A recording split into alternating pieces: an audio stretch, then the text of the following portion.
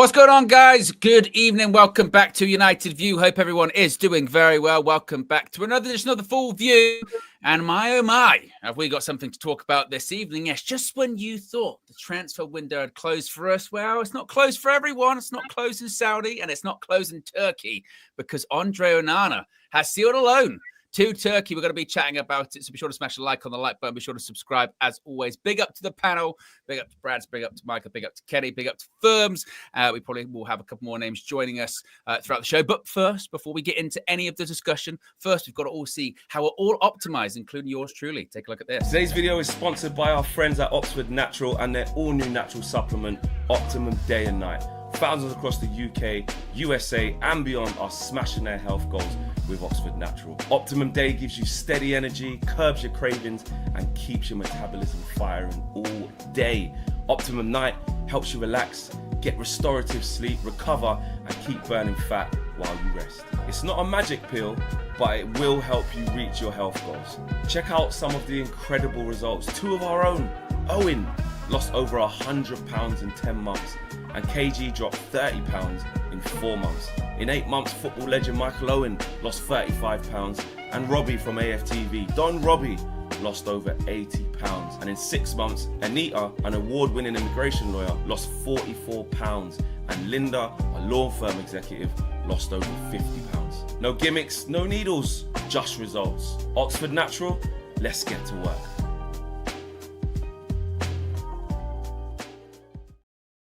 Yes, got to get optimized and no pressure. Got to stick to the after picture now. All pressure's on. Pressure's on. Yes, you can get optimized. All you've got to do is scan the QR code right above me there. You can subscribe and you can get up to 70% off. Use the code UV.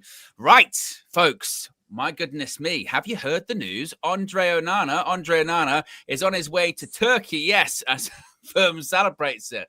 The news broke yesterday from Fabrizio Romano. He followed it up this evening by saying Andre Onana agrees to join Trabzonspor. Here we go. All contracts are now signed on the player side, waiting on counter approval from the Turkish club to travel next week. The deal is done on a loan from Manchester United. No buy option or loan fee, but he has been given a pay rise by Trabzonspor. He'll travel to Turkey. The suggestion by Chris Wheeler is on Thursday, once the two clubs finalize the deal. But Onana seemingly got the message. He's no longer number one. He is on his way out. Kenny, I'll start with you. What are your thoughts on it all? Oh, it's fantastic news. Fantastic news. I think we've had a decent transfer window.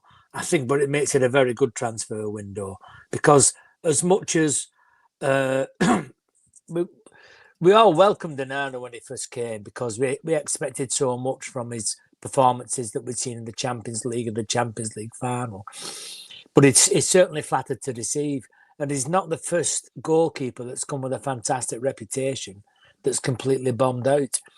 And I just think, from watching him last season, the start of this season, I think it's a huge sigh of relief more than anything else. Because I think when you turn up at a ground or you put the TV on to watch a game of football, when you haven't got any confidence at all in your goalkeeper, then you know that you're onto a sticky wicket. We've seen it already and a lot of the teams now, particularly in the Premier League, they specialise in set pieces and corners and free kicks or whatever. And it's a massive weakness that we've got. And I'm not just blaming the goalkeeper. I think every time we get a corner or free kick, we look and we think, we're going to concede. The penalties against Grimsby, I thought, were awful. It's saving his attempts at them. So I just think it's fantastic news. I do, honestly. And I think if we bring the young lad in and we can get him settled in, then I know being there's just for me, he's a number two. He'll never be a number one. He's proved that against Arsenal. I wasn't over impressed with that lad. But at least now I think we've got a chance to kickstart the season again. And we're not going to be looking back and thinking, Onana's there. I'm just glad we got rid of him. I'm really, really glad. Yeah. Bradley, a lot of people say they're waiting to hear what you have to say. I know you're not one to mix your words. How happy are you that Andre Onana is now on his way to Turkey? I'm delighted about him going. but I'm interested in how good this young goalkeeper is because I don't know anything about him. So I'm hoping that he's going to be really good because I still worry about Bayern Day in goal, and I'm hoping that the young keeper that we brought in is going to be number 1 and Bayern Day is going to be number 2. Do you think, obviously a lot of people have been critical of Ineos and what have you, but is this a sign of, actually that they can be ruthless? I mean, we saw this with Rasmus Højlund, 2 seasons you're out. Onana, there was a feeling, wasn't there, just a few weeks ago that it wasn't going to be a couple of seasons and you're out. But is this a sign, Bradley, that there is this ruthlessness and we can do this to other players that maybe don't fit the bill? Yeah, they needed to be ruthless, especially with making all the redundancies. If they wasn't ruthless with the first team squad, then there'd have been a lot of questions on Ineos. So they had to be ruthless, and it's a good thing that they've been ruthless because they've not been performing, and so there have to be massive changes, and that's what's happened. So it's good news. Good news indeed. Michael, what are you saying about it? Did you think it would actually happen? How are you feeling that he's now on his way to Turkey? You know what it is? I didn't think it was going to happen. Not at all. I think when the transfer window ended on our side, I was like, there's no chance he goes now. We kind of have to just go through with it. But am I happy he's gone? I am ecstatic he's gone. I feel like if we had stayed with him up until January before he goes to AFCON and then switched to Bayern there, our season would be over by then. And I think he's been given the chance to prove himself in terms of last season. He was here the season before that as well. And he hasn't like bowled his time well. So I feel like, and with Senny Lemons coming in, I don't want this whole thing of, he shouldn't start, we should bed it in. When you're a goalkeeper, you got to play from the very offset. You can't be playing against the smaller teams and leave him out against City and Chelsea. I feel like if you're going to play him, you got to play him from the very offset. He needs to be in and around it, even if it means that he makes some small mistakes in the beginning. It's anything he does is always going to be smaller than what Onana and Bayern Day have done to our club. We literally got beat by Grimsby, a 4th division side. Like, he can't do much worse. We can always say, it's a Premier League team if we end up losing. Do you know what I mean? So with him going, I think the only way is up. And I remember KG saying that if Amorim doesn't get rid of Onana, then he's Amorim out or something like that before the end of the season. And I was like, that's a crazy take. But 3 games in, I'm like, you know what? He was right. Like, if you can't see what all the fans are seeing in Old Trafford and like around the world, then maybe you're just not the manager that we thought you were. Do you know what I mean? No, that makes sense. I mean, you mentioned with Lommans then, would you start him against City? Absolutely. Even though straight in Manchester derby at the Etihad? Absolutely. Why stay with someone that we know has mistakes in them in Bayern Day?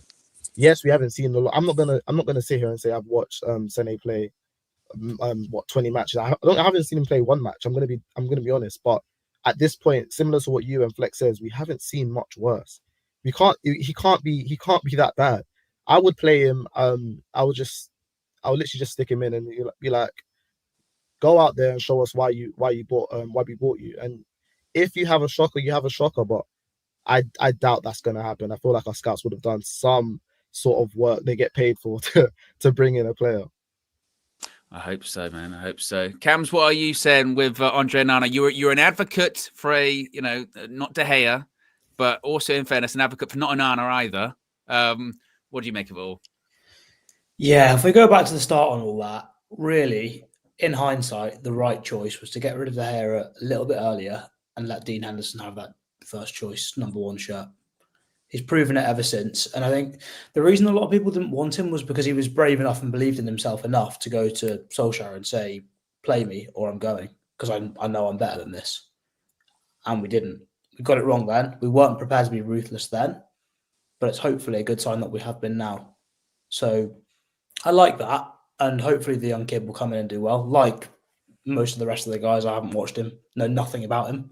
So Owen, you're probably the best person to tell us about how he'll do. But yeah, I think I don't do my research either, mate. I just press on the stream. Do that. At least you played in goal though, so you got a bit of that. Yes. Yes, I can see that. Well, but then what is playing in goal nowadays, right? I mean, when I was playing, it used to be just stop the ball going in the back of the nets. Now it's a lot different. Although I do think it's going back to that. You know, it's those kind of goalkeepers that are all possession, outfield players playing in the sticks. They're kind of being like, nah, actually, you do need people that can make saves. It's going back to that a little bit, which I like to see. It is, yeah. It's quite nice. I think it was a bit of an acknowledgement that nobody can really do what Pep did in his first couple of years. And now that more teams are trying to do that, teams are set up to defend against it a lot better as well. So you can't just rely on that aspect. You've got to be able to keep the ball out of your net. And yeah, can't really be any worse than Onana at that. And it's just so frustrating because the worst thing for a keeper is when you start losing games that you've done all right in just because they throw the ball in their own net. I think the last thought I've got, and it's very typical of Onana that this is the concern, but there's a slight concern that he'll let this one slip through his fingers as well, and somehow the transfer doesn't go through. So no, don't. Fingers crossed. Yeah, we're not even putting it out there. We're not even putting it out there. What is interesting though, Cam, even though saying about the Henderson thing, a lot of people in the chat disagreeing. Saying De Gea is still better than Henderson today. No. I agree with that. No. In the words of Mourinho, look at how they play, where they play, if they play. Well, who would you say is better, Fiorentina or Crystal Palace? Crystal Palace won the FA Cup. Fiorentina have got back-to-back European finals. They didn't win them. Dean Henderson will go to the World Cup.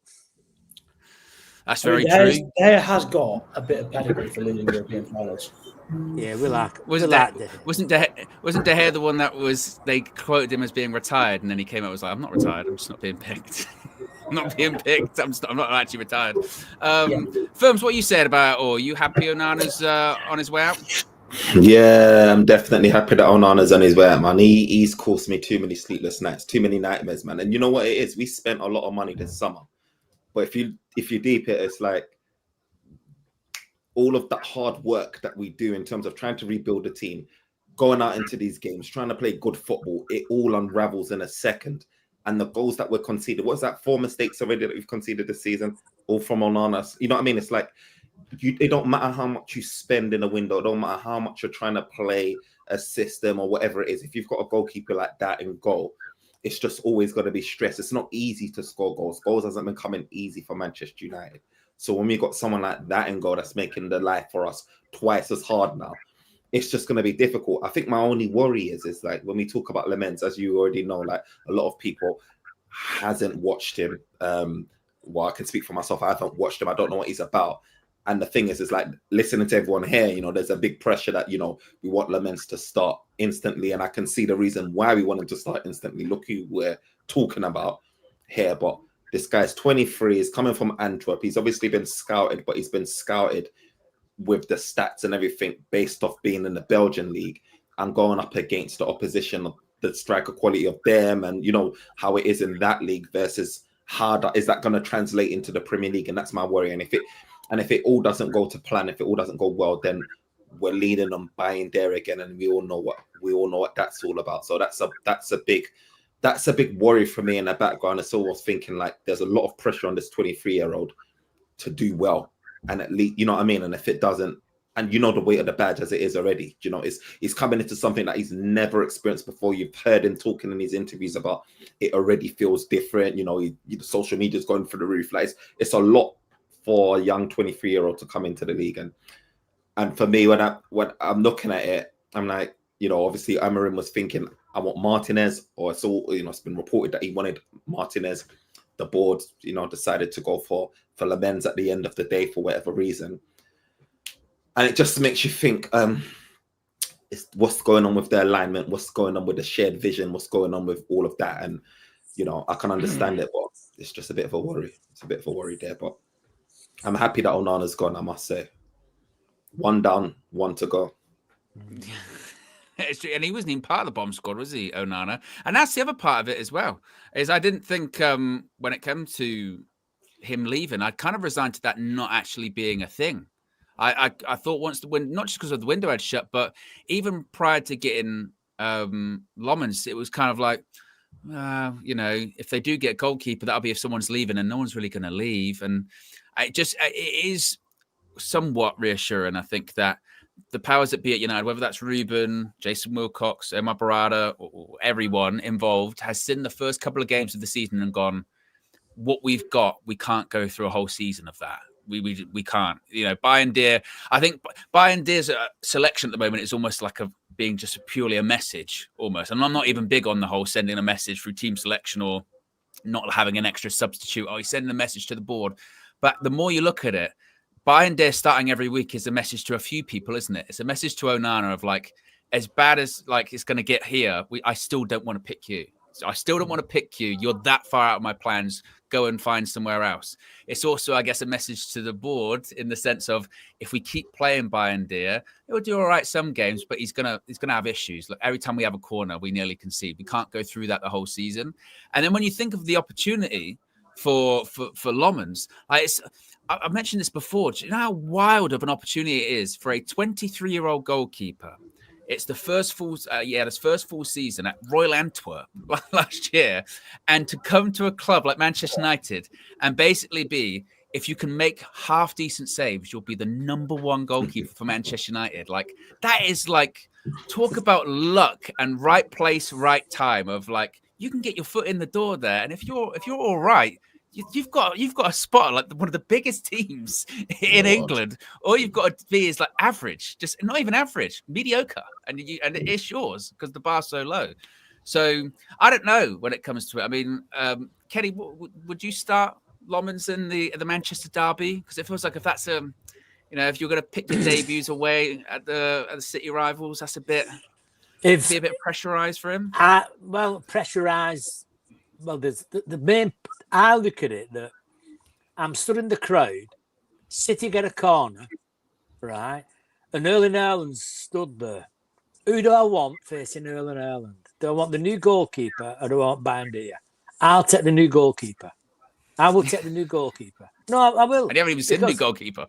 Yeah, but what I'm saying is we just cannot trust Bayern on corners. We cannot trust him. He's proven it more than once. That, like you say, he just doesn't want to come.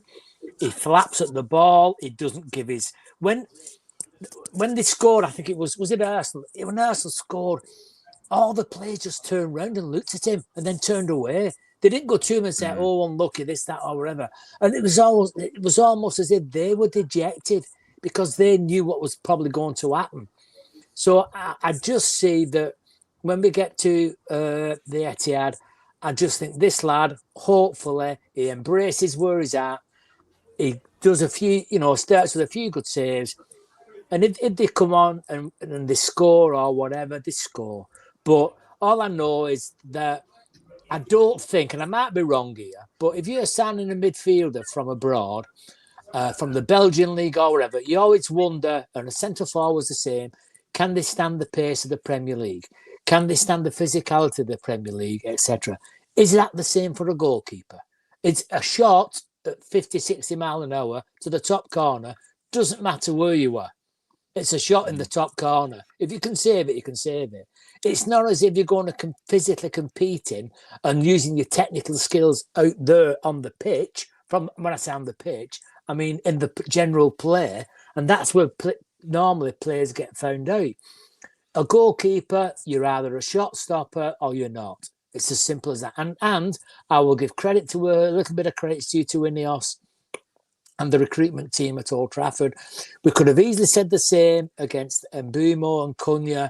Sesko, we've not seen yet, but we could have easily said, are these players of a Man United standard? Are they of a Man United standard? And from what I've seen of those players of what we've got in this year, I'm more than happy with Mbumo and Cunha. Like I said, the judgment's reserved on Sesko or whatever. Last year, Dorgu or whatever, he was the first signing. I'm more than happy with Dorgu. So I'm trusting of the recruitment team that they've made the selection. And if if he starts as well as what Mbumo and Cunha started, then he's right to be played against City. Definitely. Yeah, I think it's one of those ones as a goalkeeper. The only thing you have to worry about when they come into the English league is, you ironically enough, set pieces or crosses or what have you. Of like, the physicality of a bit more be let go. You know, you can come out and collect it. They can completely go through you and it can go in the back of the net. The ref won't decide to chalk it off kind of thing. Or, you know, you get those strikers that will just leave a bit on you just to kind of be like, oh, welcome to the Premier League. So that would be my concern. But then we've just signed this really, you know, tall goalkeeper that had last season, I think, like the best stats of claiming crosses in Europe or something like that. It's part of the reason he's actually been bought is because he's so good at claiming crosses. So hopefully, like you said, and look, if it's a sink or swim scenario, if you can swim away at the Etihad on your debut, and you're laughing, can't you? You can do it anywhere, right? So yeah, no, it's certainly an interesting one. Cam, did you say you would start him at the Etihad? Yeah, definitely. And I think you can never sort of expect a perfect performance first time. I mean, City have just brought James Trafford in, and he's had a pretty shocking start. So I think goalkeeper recruitment is the most difficult one. And I think obviously we can talk about his skills and whatever he's good at and not good at, but the main thing is just in his head, really. It's probably the most pressured position in football, being Man United goalkeeper. And I think in some ways it's better to just throw him in, because the longer he leaves it and the more mistakes we let Bayern make in the meantime, the more pressure there is as soon as somebody else gets thrown in. So it might be that actually away at the Etihad, if he makes a mistake, it's not the end of the world because it's a tough game anyway. But if he loses us the game that we should be winning against a relegation team at Old Trafford, there's a lot more pressure there all of a sudden. And not just more pressure on him, but more pressure on Bayern as well when he then plays the next game, and more pressure on the manager, more pressure on Ineos, more pressure on everyone. So I think the right thing to do really is probably just throw him in, because if you don't, it's probably a lose-lose unless Bayern has a 10 out of 10, in which case, why have we bought Lamont? Yeah, no, it's a good point. Just an interesting one here. Laurie Whitwell was just writing from The Athletic saying that Trabzonspor will cover Andre Onana's entire salary, who will earn more in Turkey due to bonuses. Sources close to the player say he'll earn almost double at Trabzonspor that he's actually on at Manchester United. So, Brad, what do you reckon that says about Ineos? I mean, once again, not only have they, pushed this deal to happen, but also they've found themselves a deal where even in a desperate situation, they've got Onana's entire salary off the books. I think that's fantastic news, that they've got his full salary off the books. I can't believe he asked for a pay rise in the summer because we weren't in Champions League football. I mean, he's one of the main reasons why we weren't in Champions League football. But I'm glad Ineos have decided to get rid of him, and we don't have to pay any of his wages. Yeah, he no, it's deserve definitely it from us. How would you rate the window as a whole, Brad, when it comes to Ineos' second summer window? First one with Ruben. We've now ended up with, obviously, the striker and Benjamin Šeško, 2 10s. We've also had significant outgoings, in addition to, obviously, Lomans at the deadline day, the likes of Rashford, Garnacho, Anthony, Sancho, Onana, all out the doors. How would you rate that out of 10? I'd probably give it a 6, because I still wanted the manager to go. So I think that's part of it. The ultimate transfer, Brad. I've got concerns over the midfield, because I think Bruno in that central midfield area is a liability. And I know Bayern made the mistake for the Arsenal game, but he gave the hospital pass inside the penalty box for the corner that we conceded that eventually led to the goal. He missed a midfield runner against Fulham. So that cost us a goal. So I still have major concerns over that midfield and the manager. So I'd give it a 6, because I think the players that we brought in have been very good. And I think the players that we managed to get out, that's probably been our best summer in terms of getting players out. But keeping the manager and keeping Bruno, in my opinion, could still cost us. Interesting. Mike, you're shaking your head. How would you rate the summer? Yeah, I think that's a little bit harsh. I mean, I feel like we need to look back at last season, how we ended the season. We lost the Europa League final, and we thought we had no chance in getting the good targets this year, knowing that other clubs needed to strengthen in the same places that we need to strengthen. Arsenal needed a striker, right? They wanted Gyökeres. We wanted Gyökeres. We was like, we're not going to get him if Arsenal were looking for him. We needed a midfielder. We needed 10s. So I feel like when you look back and now looking where we are now in the present in terms of who we've actually got, we got Cunha, we got Mbeumo, we got a new goalkeeper, which a lot of people didn't actually think we would get. Who else did we get? We got Sesko up top. So it's like, I feel like 6 is a bit harsh. I would say because we didn't get that midfield that we knew that we needed from last season, I would say it's about maybe one step higher, maybe a 7. And if we had gotten rid of, let's say, Casemiro and added another midfielder, then I feel like that's a 9, maybe even 10 out of 10 transfer window. So I think 6 it's a bit harsh. I mean, you need to also think about it. It's real life. Where Man United, we finished 5th, 16th, 15th, 16th last season. Yeah. So it's like, it wasn't never going to be an amazing window. It wasn't going to be like we're going to get all the best players in the world. We had to understand what our position was. But I think for the challenges that we faced, I feel like this was a good window for us. I mean, and Onana's gone. That was our biggest issue in the first 3 games of the season. It's not the usual club that finishes 15th. Say that again?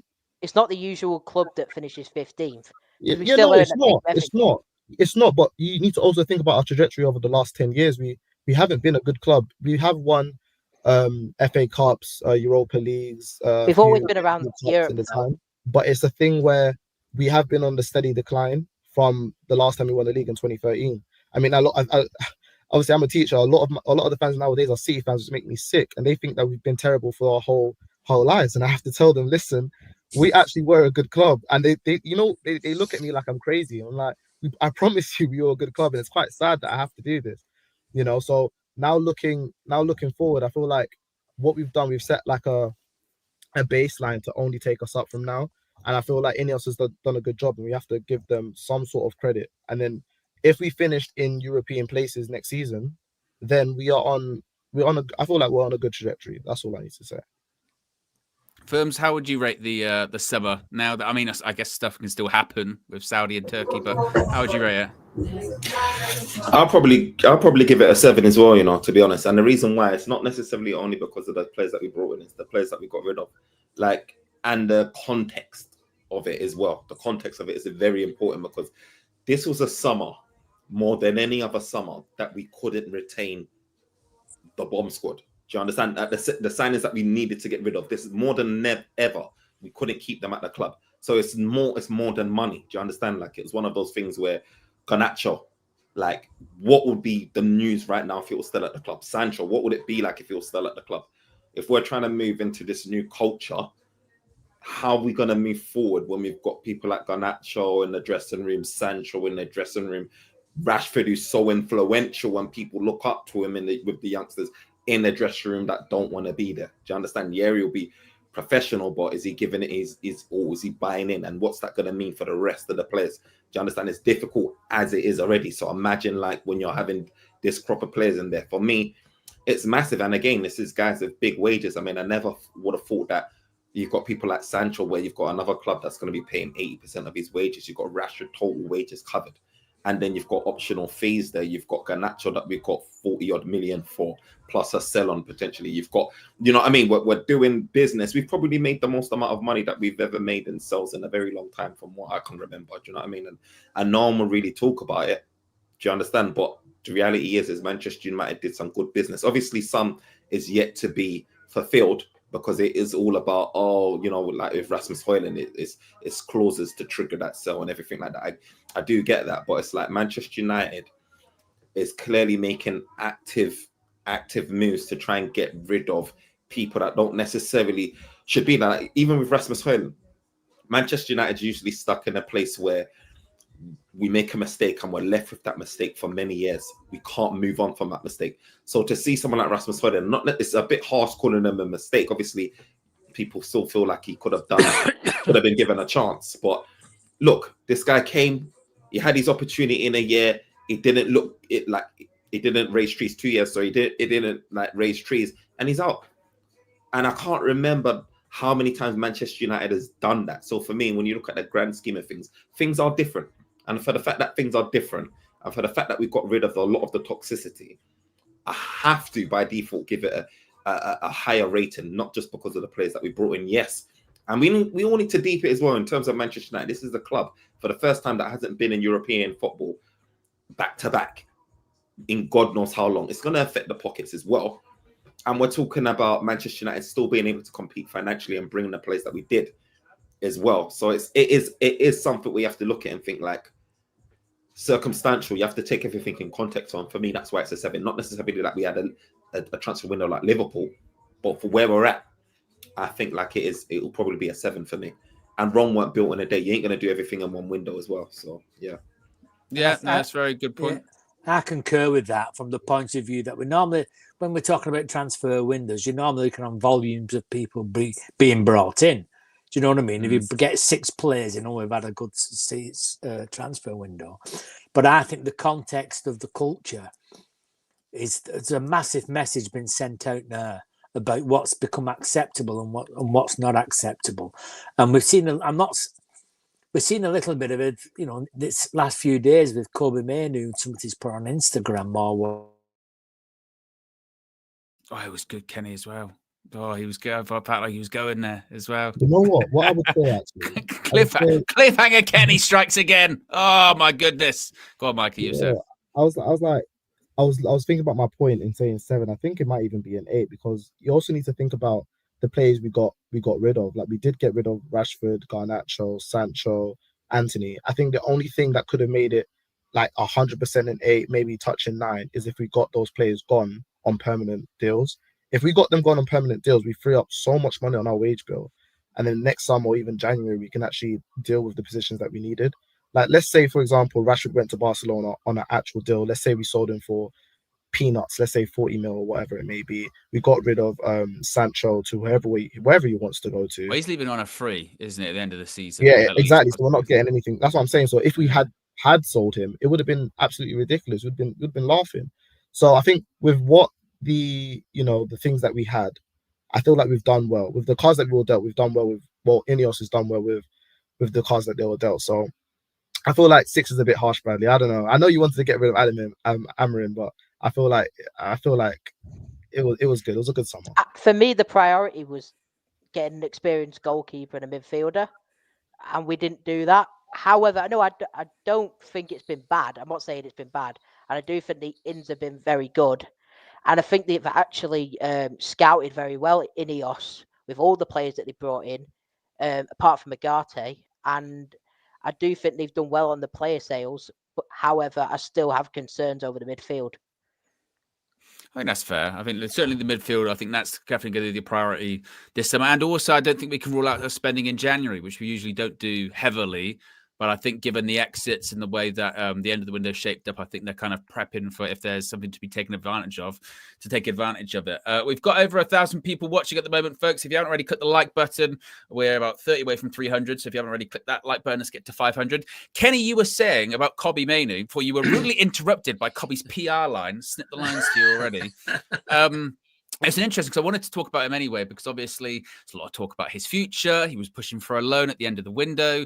Then now he's putting stuff on social media that people are reading stuff into, and he's going, no, that's a stretch. What I'm saying is just a picture.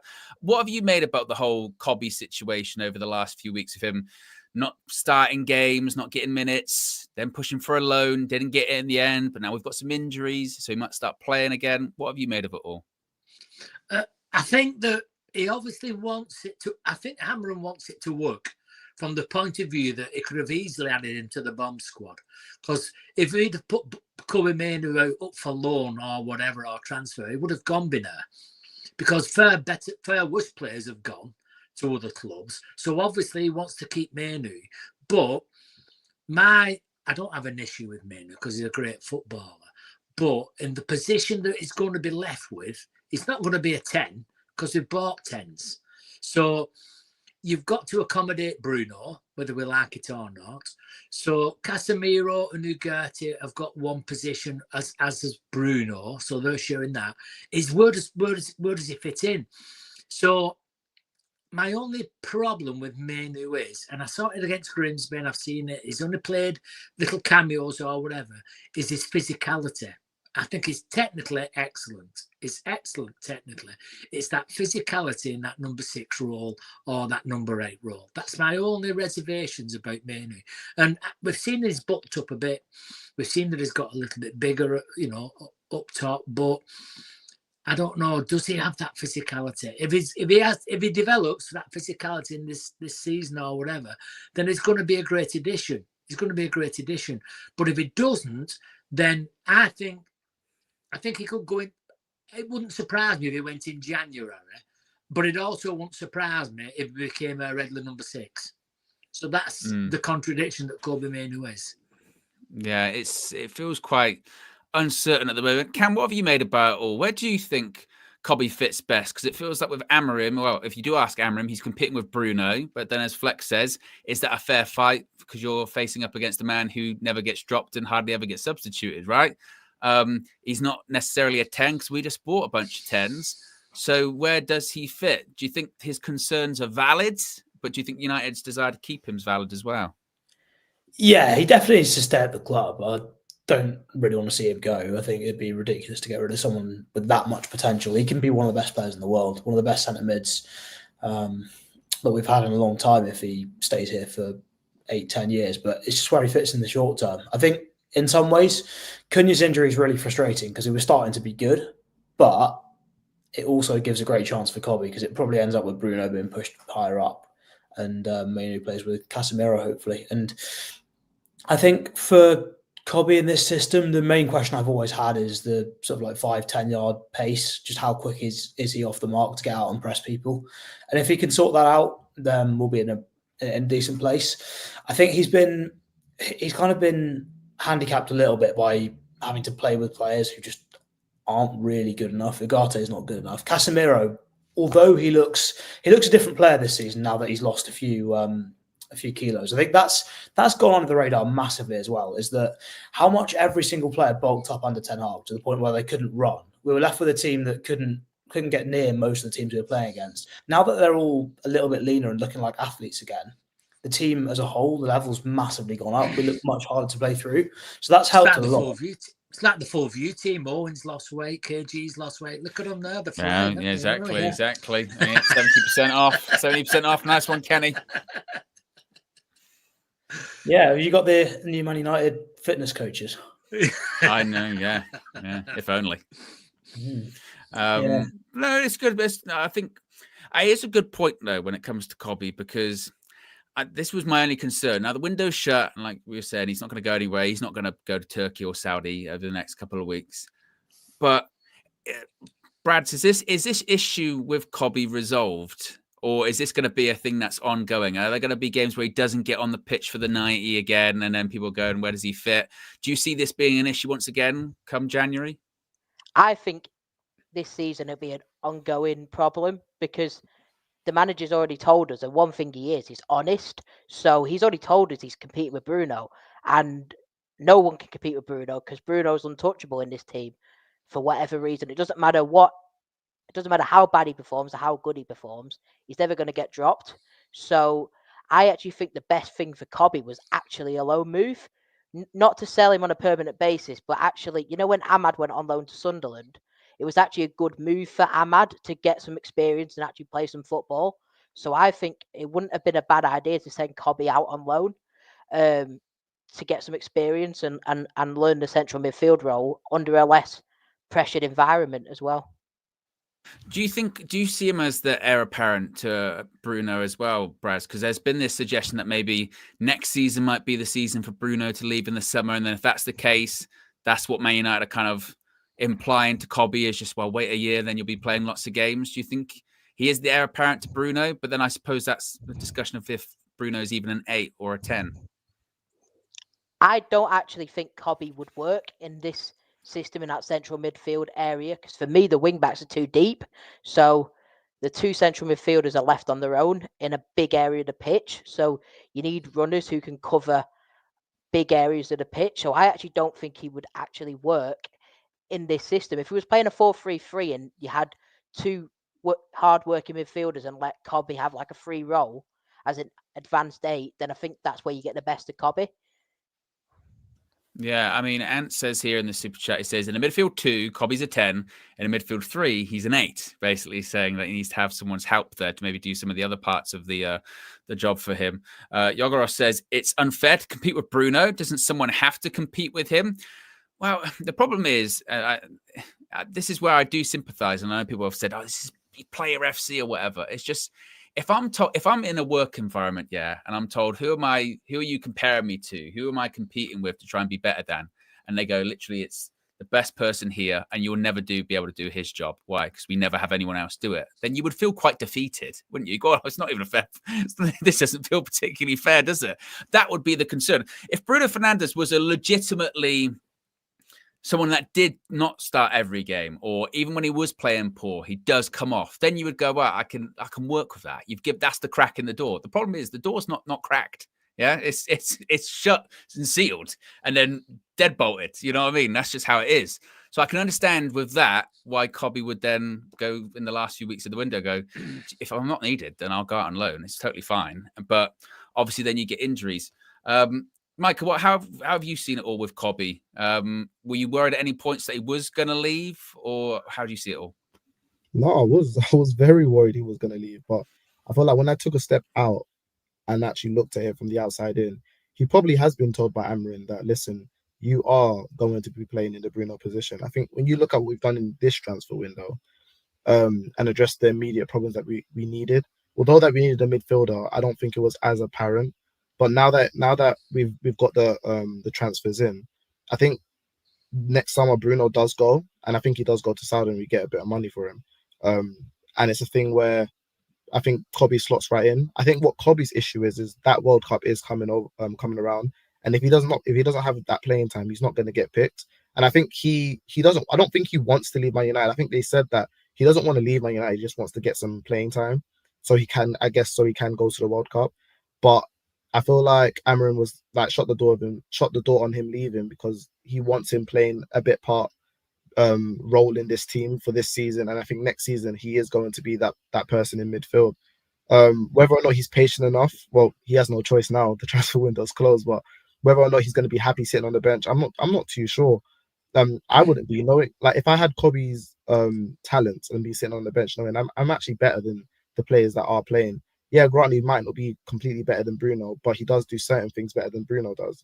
And he can't play in that Casemiro position, in my personal opinion. I don't think he's got the qualities for it. As some of the super chats say, he deserves to be playing in either 8 or 10 position. We saw last season him playing in the 10, and some people didn't really like that. I wasn't too upset by it. I don't know. I mean, if you look back to that Lyon game, he came on and he scored in that 10 position, and he looked quite good. And I also need people to realize the guy's 20 years old. He's 20. He can change. He can adapt. Like, he's so young. I think it's just because we have seen so many youth players come in and make an instant impact. We've seen it with Rashi.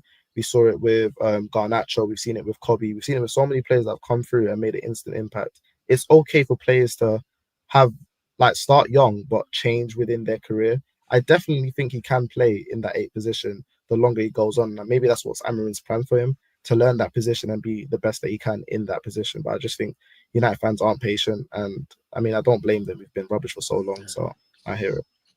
I think the view is a little oversimplistic, me, that he's going to take over from Bruno, because if you look at Man City with De Bruyne, everybody thought Phil Foden was a natural successor. Everybody did. Do you know what I mean? Bring him inside, bring him off the wing. He's got the skill, he's got the technicality, or whatever. De Bruyne goes and Foden doesn't get a game. They've had to buy someone in. So I think, assuming that they're grooming him for the number 10 or to take over from Bruno, I think it just doesn't happen at big clubs like Man United. Because if we get 100 million for, let's just say we get 100 million for Bruno, as fans, we will want to see one of the top 3 midfielders in the world coming into that midfield. I don't think we're just going to accept that, well, Kobe Mainoo's been waiting around for 12 months, so we can now have the job. I don't think it works like that. If the lad's capable, great. If the lad's capable, but there's a lot to prove to fill in. He's got some very, very big boots to fill, from the point of view that, yes, we can all, we either love him or rate him or whatever.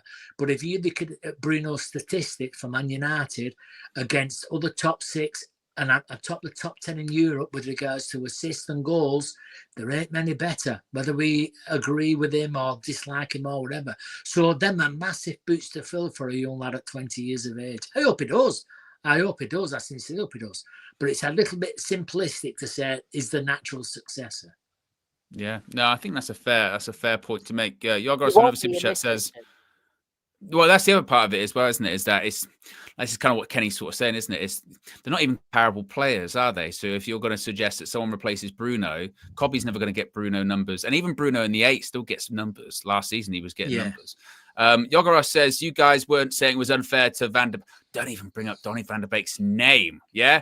Donny van der Beek's name. I was right? saying that. No Never one was heard of listening him. to me. I Never was heard of saying him.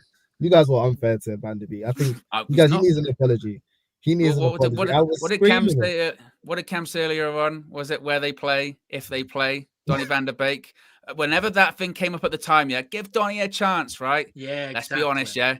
He was Exactly. shit. Yeah, he was Well, I shit. don't think so. It was shit. so. I remember saying it at the time, it come on and then not touch the ball for like 40 minutes. And they would be like, you got to play to Donny. Play where? I can't see him on the pitch. No, Where that's is he? unfair, man. Where That's is he? unfair. And then Everybody give him a chance. with Bruno, it's not as if like getting Bruno in that position. Like he was getting numbers, and they're like, get Donny on the pitch to do nothing. He barely played though. I think you guys need to think back. He barely got game time. When he did, he had scrub minutes. Like it wasn't fair to him. It's very There's different no for point like buying him. There was no point buying him. That's yeah, true. you're right. That's Because true. he actually didn't get used for ages. It took him ages. Well, there's the clip that's going. I did the rounds this week of like on Sky when they're announcing it, and he's like, "Man United have bought an £80 million player for half the price," and you're thinking, "Oh my god, who is it?" And they go, "It's Donny van der Beek," and everyone goes, "Wow, this clip is unbelievable. Yeah. This is nuts." He actually Ballon scored well d'Or at nominee. Yeah, Ballon that's what they d'Or were sort of Ajax. saying. Like Real Madrid were going to buy him the summer before, but then COVID happened, Yeah, and then it stopped it's it. true. So. Yeah. But Blame COVID. but again, I mean that super chat you mentioned that it's very biased.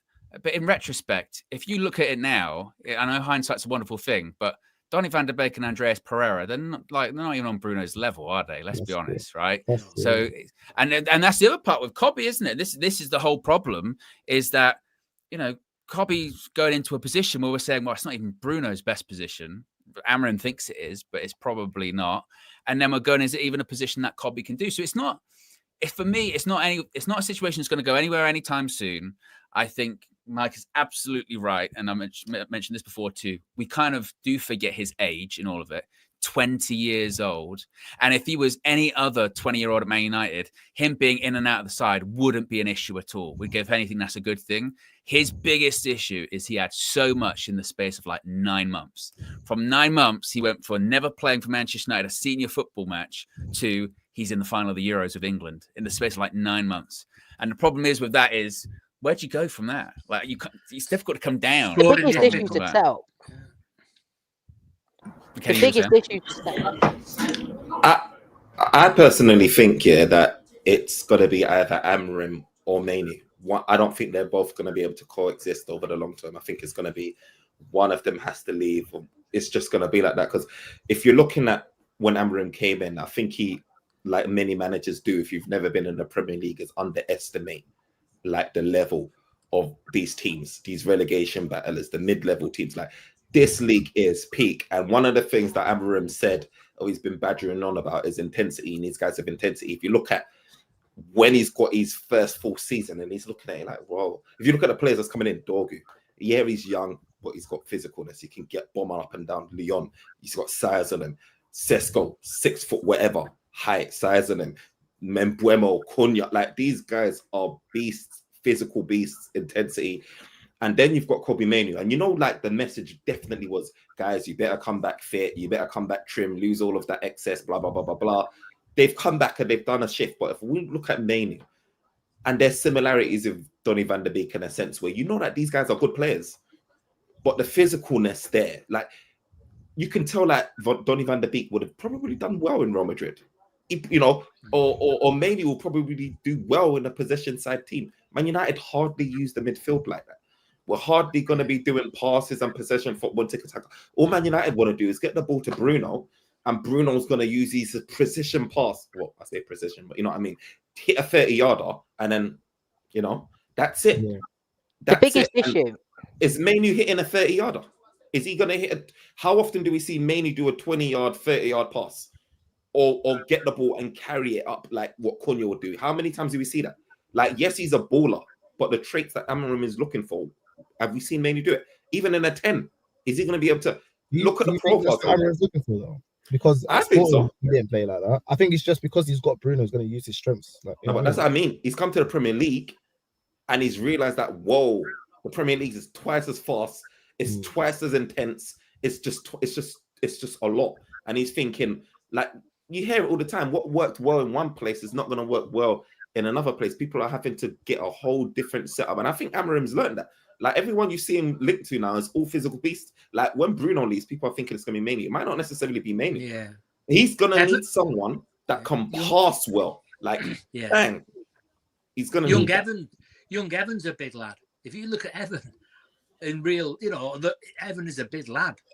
He's a big lad. Do you know what I mean? And he's taken the place of Lisandro Martinez at 4'7". Do you know what I mean?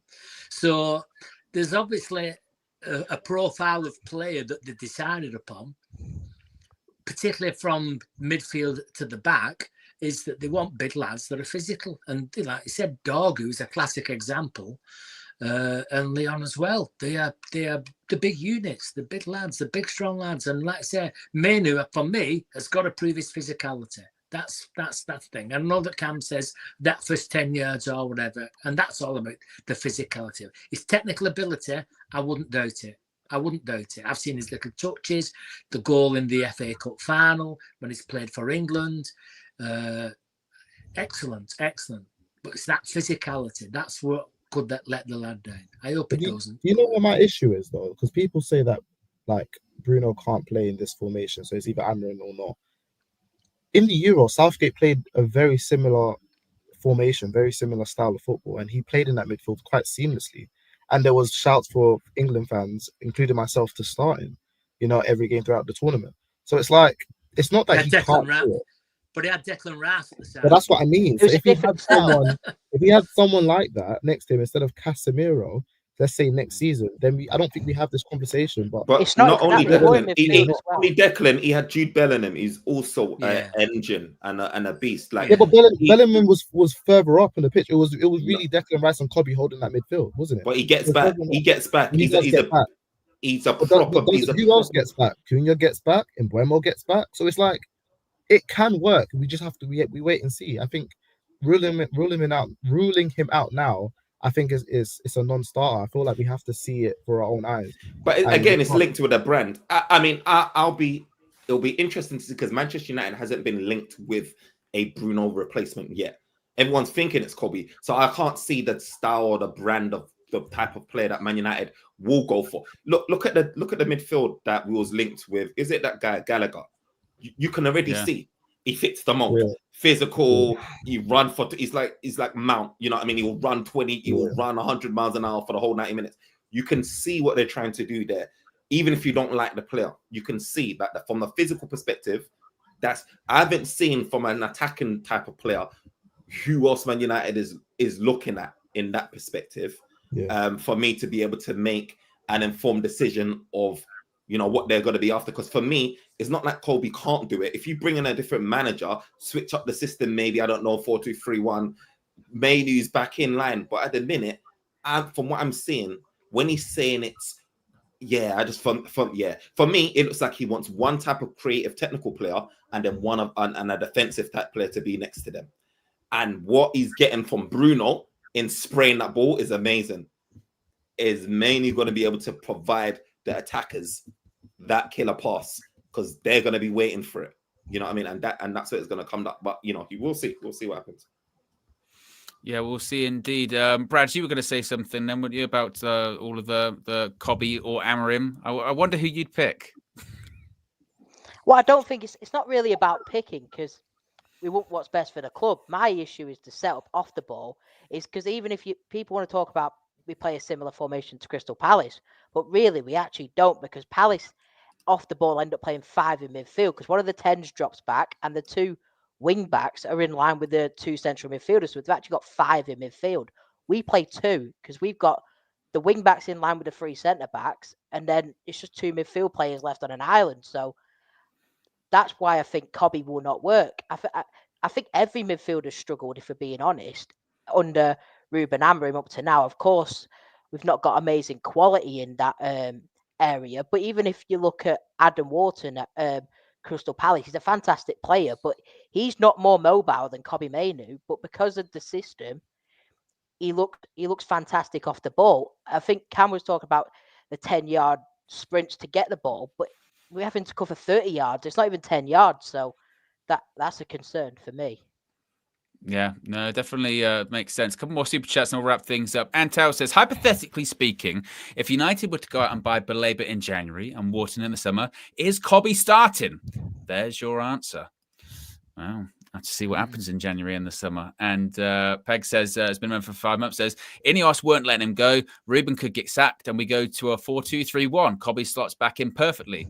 Would be great alongside a Baleba/Wharton. So maybe it is a case of Ineos going, look, we'll just wait and see how the season plays out. We shall see. How many likes do we end up at? We are about 20 odd away from 400. So if you haven't already, click the like button. Be sure to subscribe. A reminder, scan the QR code right there. And you can get up to 70% off Oxford Natural by Gowan Life. Get Optimised, as Flex, KG, and Just Josh Media have been saying. Big up to the panel, big up to Brad, big up to Furs, big up to Cams, big up to Mike, and big up to, I think Kenny's there. We can just about see him left in the dark.